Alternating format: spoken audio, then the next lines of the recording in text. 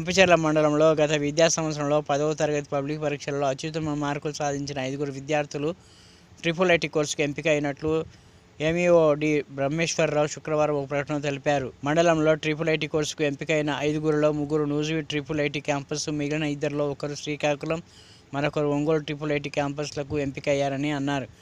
మండలంలో వీరెడ్డిపాలెం AP model స్కూల్లో గత విద్యా సంవత్సరంలో 10వ తరగతి పబ్లిక్ పరీక్షలో 580 మార్కులు సాధించిన D Deepika, M Bhavyasri, C Venkata అవినాష్లు నూజివీడు క్యాంపస్కు ఎంపికయ్యారని అన్నారు.